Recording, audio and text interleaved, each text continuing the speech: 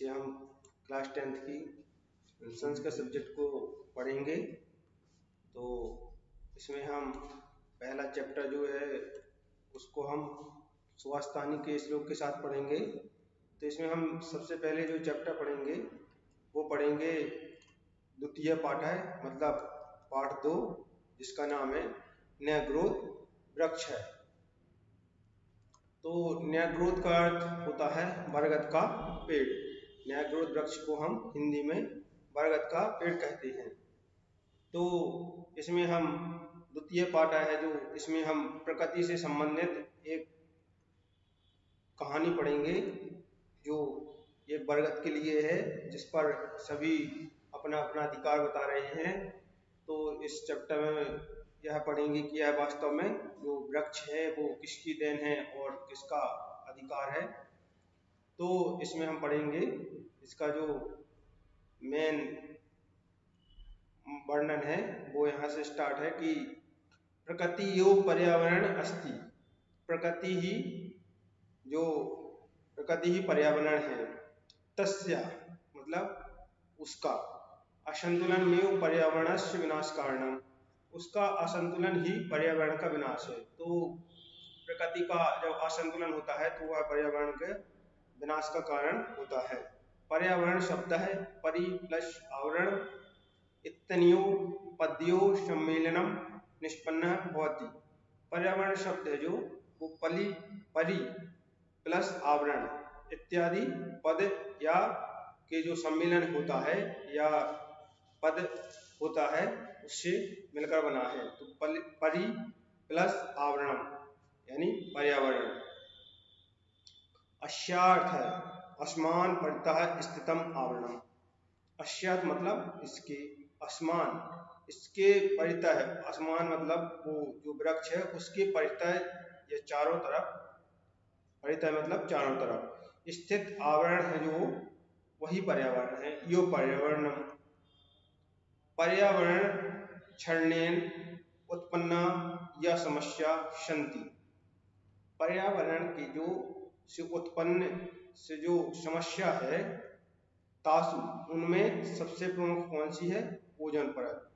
Ozone परत इत्यस्य क्षरणम एका प्रमुख समस्या। तो पर्यावरण के क्षरण से जो उत्पन्न समस्या है उनमें सबसे प्रमुख समस्या कौन सी है? ओजोन परत।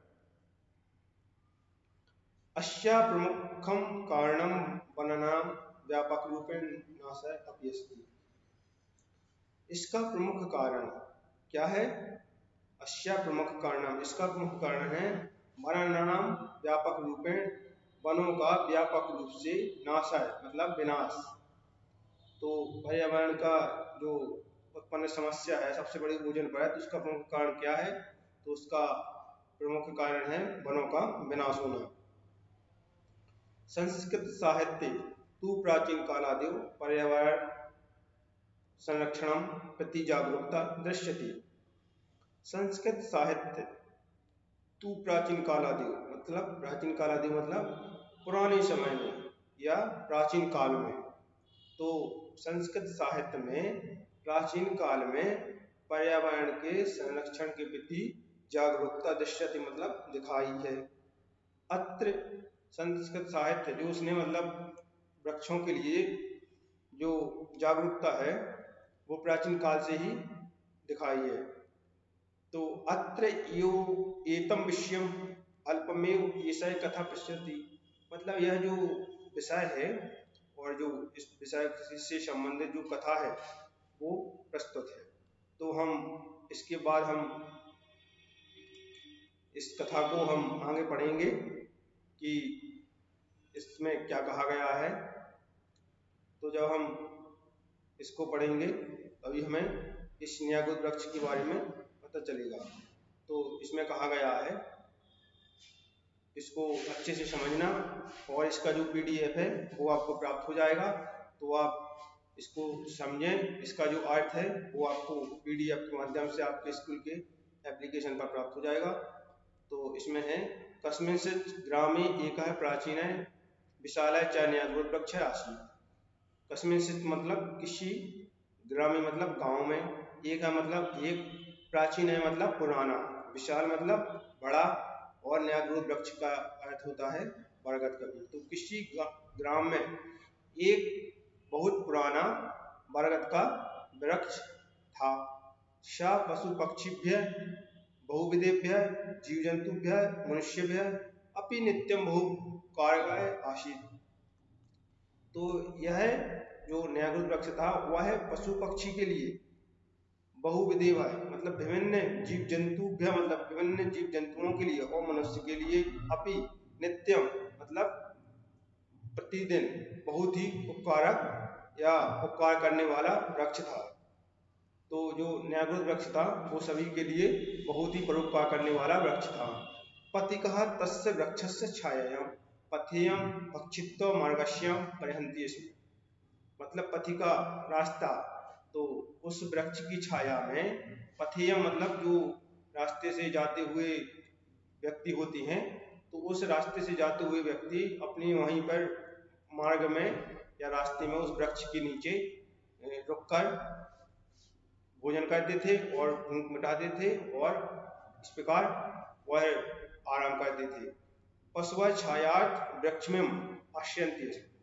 पशुव मतलब पशु, छायार्थ वृक्षमें आश्रयन्ति, आश्रयन्ति मतलब आश्रय देने वाला। तो वह वृक्ष था जो वो पशुओं को छाया देने में आश्रय था, मतलब उसके नीचे पशु छाया लेते थे। पक्षिणः तस्य शाखासु नीडानि विचरन्ति वसन्ति स्म। तो जो पक्षी थे वो उस शाखा से, मतलब क्या होता है शाखाएं, नीडानी मतलब घोंसला, तो उस शाखाओं पर अपने घोंसले बनाते थे और वहीं पर रहते थे पक्षी। तो सर्पश्च तत्र येषु वाल्मीकेषु वासं कुर्वन्ति स्म। तो सांप था जो, सर्पश्च मतलब सांप, वाल्मीकेषु मतलब बेल, वासम मीन्स वहां पर वास करता था। तो सर्प था जो उस वृक्ष के नीचे बेल बनाकर अपना निवास करता था। एवं सह वृक्ष सर्वप्रिय सर्वहितकारी सर्वपेक्षितः च आसीत्। एवं वह वृक्ष सभी के लिए हितकारी, परोपकारी और सभी के लिए एक आश्रय देने वाला वृक्ष था। इसके बाद नेक्स्ट पैराग्राफ पढ़ेंगे।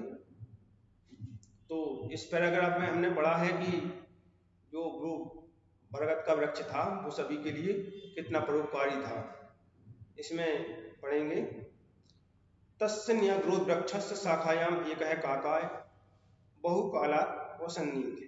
तस्य मतलब उस, न्यायग्रोध वृक्ष मतलब बरगद के वृक्ष की शाखा, मतलब शाखायां मतलब शाखा पर, एक है मतलब एक, काका मीन्स क्या होता है कौवा, बहुकालात् मतलब बहुत लंबे समय से, वसन्नित मतलब वहां पर रहता था।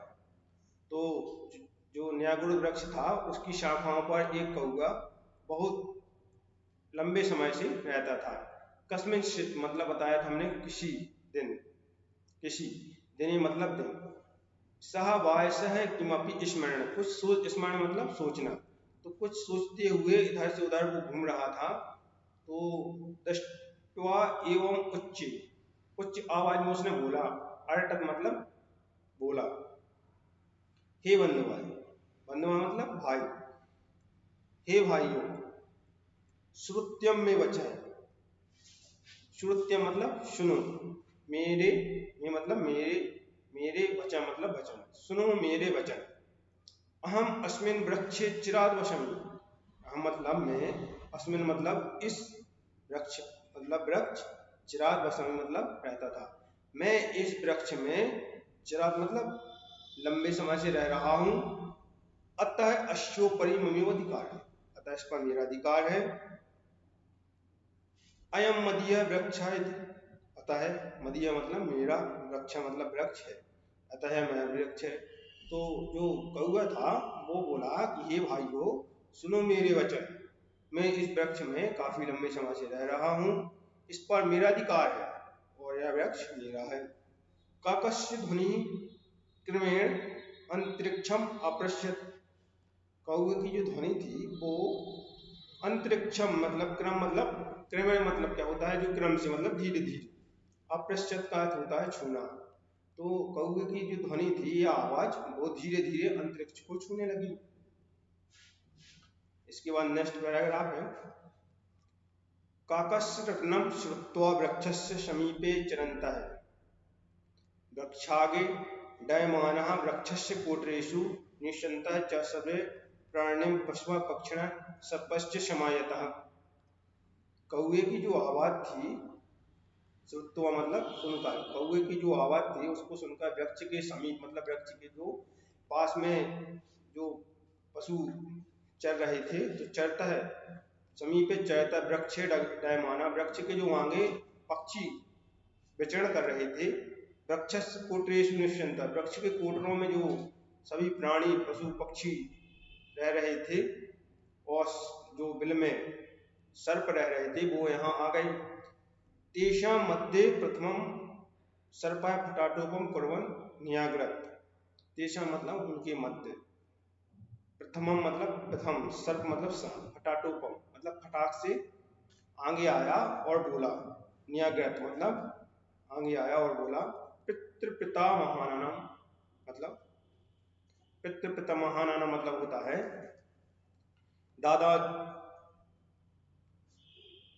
और दादा के समय से, कलादपि मतलब समय से, पितृपितामहानाम मतलब मैं दादा जी के समय से यहाँ पर अत्रियो निवासी मतलब मैं यहाँ रह रहा हूँ, यहाँ पर जो रह रहा हूँ, कहाँ कितने समय से, दादाजी के समय से। अतो अयम वृक्षम मदीय यो इति, अतः यह वृक्ष मेरा है। तो इस प्रकार सर्प ने भी अपना अधिकार बताया है कि मैं यहाँ लंबे समय से रह रहा हूँ, इसलिए इस पर मेरा अधिकार है। ततः शाखातः शाखांतरम चक्रमेयम एक है कीटा प्रत्यय, तभी शाखाओं पर एक कौवा वो कीट था जो वो यहाँ से वहाँ घूम रहा था, वो बोला मदीय अर्भकै श्राद्धम अहम वशुभ्य, मतलब मैं यहाँ बहुत ही लंबे समय से अपने परिवार के साथ रह रहा हूँ। अत्रियो उचित वानिस्मिन्, अतः अतोयम वृक्षा ममियोति, मतलब मैं यहाँ बहुत ही लंबे समय से अपने परिवार के साथ रह रहा हूँ, इसलिए यह वृक्ष मेरा है। तो इस प्रकार कीट ने भी इस पर अपना अधिकार बताया है। इसके बाद देखते हैं अनंतरम सुकः, सुकः मतलब होता है तोता। तो अंत में सुकः बोला मतलब तोते ने बोला अस्य वृक्षस्य फलानि खादन् जन्मतः अहम अत्र्योवर्ति, मतलब तोता बोला इस वृक्ष के फल मैं जन्मों से खाता आ रहा हूँ। नहामिं द्रुमं परित्यक्तु मिच्छामि, मतलब अतः इस पर जो वृक्ष है इसको मेरा भी छोड़ने का मन नहीं है। मदी एवायाम न्याग्रोध वृक्ष इति उच्चे अवनत, मेरा न्याग्रोध वृक्ष इति उच्चरण अवध, मतलब यह वृक्ष मेरा भी है। तो इस प्रकार तोते ने भी अपना अधिकार बताया है।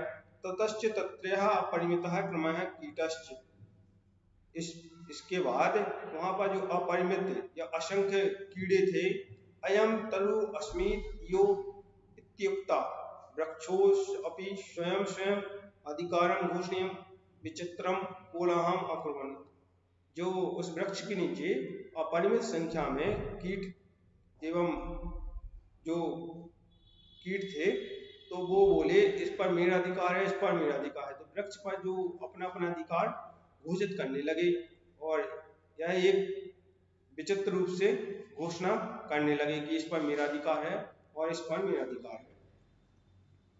तो इसके बाद नेक्स्ट पैराग्राफ पढ़ेंगे। तो इसके बाद नेक्स्ट पैराग्राफ जो था वो है अनांतरे कश्चित् अजापुत्रः तदागत। अजापुत्र है मतलब होता है बकरी का बच्चा। तो इस बीच कोई बकरी का जो बच्चा था वो वहां आ गया। सो अपि तस्य तरोपत्राणि खादन्ति, इसमें सो अपि मतलब वह भी उस वृक्ष के पत्तों को खाता आ रहा है। तदृष्ट्वा सर्वे प्राणिनः न्याय निर्णयं कृतु च तम प्रार्थयन्ति, तम मतलब उसे देखकर सभी प्राणी न्याय के निर्णय के लिए प्रार्थना करने लगे। सर्वेषां वचनानि श्रुत्वा स अजय अवदत्। सभी उसके वचन को सुनकर वह बोला, सभी के जो वचन थे उसको सुनकर वह बकरी का बच्चा बोला, अस्तु मया शमेशम समस्या क्षमा करता है। मतलब सभी के वचनों को सुनकर बच्चा बोला, बकरी का बच्चा था वो बोला, मैंने सभी की समस्या को अच्छी तरह से सुन लिया है। इदीनाम मम वचनानि इवं सुनता है, मतलब सभी के वचन सुनकर वो बोला, काश्चन शाखा काकेभ्यः शाखांतराणि च त्रिमितेभ्यः मुमुः सर्वेभ्यः अनेन प्रकारेण सर्वोऽपि वृक्षं विभाज्यत दापयिष्यामि।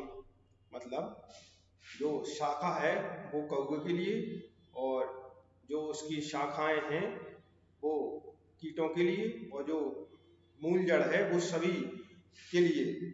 इस प्रकार सभी वृक्ष का हम विभाजन करेंगे। अस्मिन न्यूग्रामे कश्चित वृक्ष छेद का, वृक्ष छेद का मतलब होता है जो वो वृक्ष को काटता है, लकड़हारा। तो अस्मिन न्यू इसी ग्राम में मेरा एक मित्र है लकड़हारा, तहम तत् आसमानी इमं वृक्षम खंडस्य कुर्वन्। तो मैं उसको बुलाऊंगा, वह इस वृक्ष के मतलब विभक्त करेगा और सभी को अपना अपना अधिकार देगा। अजस्य निर्णय सर्वे स्वीकृत। अजय मतलब जो बकरी का बच्चा था उसका निर्णय सभी को स्वीकार किया गया, सभी ने स्वीकार किया। अतः सर्वे अपि वृक्षछेदकस्य समीपं गत्वा न्यग्रोध वृक्षा छित्त्वा तस्य भगानानां वितरणार्थं प्रार्थना। जो उसका निर्णय था तो उसका निर्णय सभी ने स्वीकार किया। अतः सर्वे अपि सभी वृक्ष छेद का समीप गत्वा, मतलब जो लकड़हारा था वो उसके वृक्ष के पास गया और उसको वितरण करने की प्रार्थना करने लगा। परम सो अयम कश्चित का होता।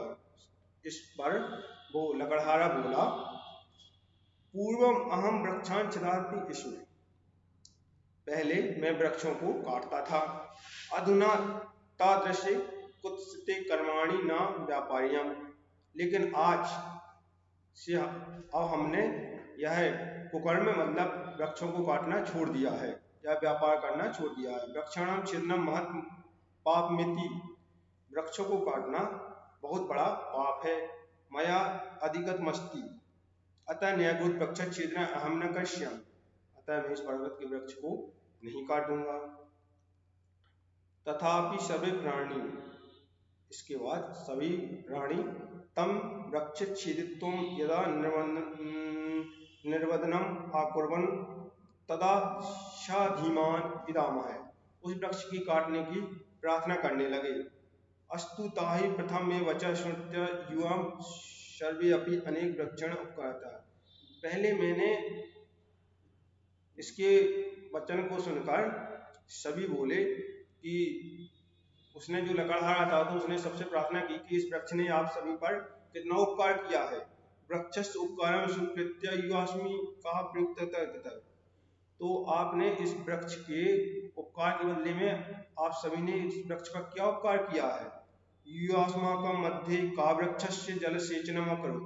क्या आपके मध्य या आपके बीच में से किसी ने इस वृक्ष को सींचा। का तस्य रक्षणं विहितवान्। क्या किसी ने इसकी रक्षा की। न कोऽपि किंचित्वान अकरोत्। क्या किसी ने इसकी चिंता की। वरुणदेव वृष्टि वर्तते। वरुणदेव वर्षा करते हैं। सूर्यदेव प्रकाशम प्रक्षति। सूर्यदेव प्रकाश देते हैं। भूमाता वृक्षस्य आधारभूता अस्ति। वृक्ष के जो आधार है वो धरती माता है। वायु अनिलम ददाति।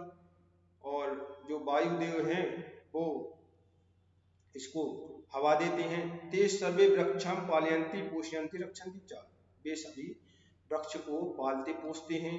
ते न कदापि मम अधिकारं वर्तते अवदन्। ते वे कभी भी अपना अधिकार नहीं बताते हैं इस पर। ते सभी परोपकारिणी, वे सभी का परोपकार करते हैं, सभी वृक्षों का। और परम युवम सर्वे परोपकारिणी वृक्षस्य शाक्यम स्वीकृत तमयु नाश्यतु। आप सभी वृक्ष की विनाश करने, मतलब वृक्षस्य सायं कृतं तमयु नाश्यतु कृत संकल्प युवम शमयु नाश्यत। आप सभी संकल्प लें कि हमें वृक्षों का जो विनाश नहीं करना है। अस्मिन् वृक्षे छिन्ने सति युवम गमिष्यत। अतः वृक्ष को विनाश करना एक बहुत बड़ा ही पाप है। सर्वमित श्रुत्वा पशु पक्षिण है, सभी पशु पक्षी ने उसकी बात को सुना। सत्यम, आम, बोले हाँ, आम का अर्थ होता है हाँ, सत्यम मतलब सत्य है। वयम स्वकृत्यम विस्मृत अधिकारं कोलहम, मतलब बिना अधिकार के हम इस पर हम जो इसने इतने परोपकार की है वृक्ष ने, इस पर हम बिना अधिकार के ही विनाश करने के लिए लड़ रहे थे। वृक्ष प्रकृति दत्त वर है अस्ति, वृक्ष प्रकृति दत्त मतलब वृक्ष प्रकृति का ही वर होता है, मतलब वरदान है। तो वृक्ष जो है वो प्रकृति का वरदान है। स न कस्यापि एकस्य संवत् भवितृमपि, वह किसी एक की संपत्ति नहीं है। स न कस्यापि एकस्य संवत् भवितृमर्हति, मतलब वह किसी एक की संपत्ति नहीं है। अस्माभिः सभी मिलित्वा वृक्षस्य संरक्षणं संवर्धनं समारोपणं च कर्तव्यम्। हम सभी को मिलकर वृक्ष की रक्षा करनी चाहिए और उसका ध्यान रखना चाहिए। न तु विनाशकारः, हमें विनाश नहीं करना चाहिए। इति दृढ़ निश्चयम् अकुर्वन्, यही दृढ़ निश्चय करना है। अस्माभिः मानवैः अपि वृक्ष संपत्ति वर्धिनीयं ननु, यह किसी मानव की संपत्ति नहीं है। तो वृक्ष प्रकृति का जो है वो वरदान है, मानव की किसी स्वयं की संपत्ति नहीं है। इस प्रकार हमने इस न्यायघोर वृक्ष की जो कहानी थी उसको संस्कृत से हिंदी में बहुत ही अच्छी तरह से समझा है। तो इस प्रकार अध्याय 2 की जो कहानी है वो समाप्त होती है। नेक्स्ट वीडियो में हम इसके जो प्रश्न उत्तर है उनको सॉल्व करेंगे, उनका अर्थ बताएंगे और उनको समझाएंगे। धन्यवाद।